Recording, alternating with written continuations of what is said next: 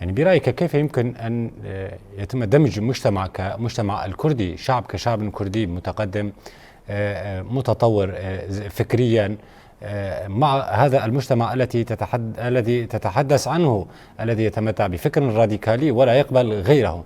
يعني دعني أتطرق إلى هذه النقطة. نعم تفضل. طبعا إذا كان الحل للمجتمع السوري بأننا أيضا كمجتمع كردي كشعب كردي نحن جزء من المجتمع السوري، من الدولة السورية ككرد، السوريان والأشوري هم جزء من الدولة السورية، من المجتمع السوري، الطوائف والمذاهب والأديان هم أيضا ذلك. ألا يعني هذا أن نعمل مع بعضنا البعض لنؤثر على بعضنا بأفكارنا؟ إذا بقينا نحن الكرد خارج هذه الحلقة، خارج الدائرة السورية، من سيعمل لتطوير المفاهيم والأفكار داخل هذه الدولة؟ سيبقوا متقوقعين على أنفسهم ضمن 4 جدران لا يستطيعون التفكير أكثر مما هم موجودين فيه.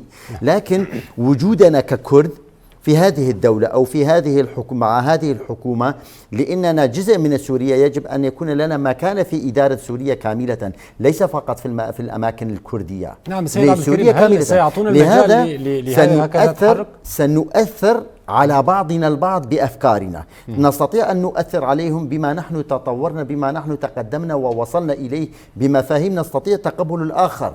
كمجتمع كردي نتقبل وجود العربي، كمجتمع كردي نتقبل الوجود الآشوري السورياني العلوي الدرزي الآخر، نتقبل ذلك، نعيش مع بعضنا البعض. وخير دليل على ذلك نموذج الإدارة الديمقراطية التي كانت موجودة شمال شرق سوريا، كان يحوي العرب والكرد والسوريان والأشوريين، المسلم والمسيحي واليزيدي والزردشتي، اللا دين له، كل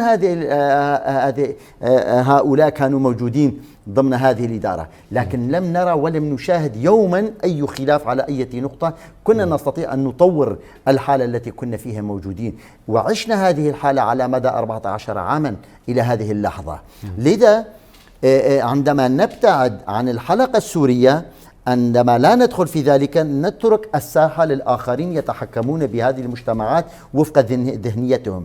نحن ندرك تماما في هذه اللحظة أن الشعب في المجتمع الدمشقي والمجتمع الجنوبي والمجتمع الساحلي، كل هذه المجتمعات تتوق لتواجد الكردي بينهم ليؤثروا عليهم بإيجابياتهم وبأفكارهم وبإداراتهم التي كانوا قد قاموا بها على مدى الأعوام التي خلت.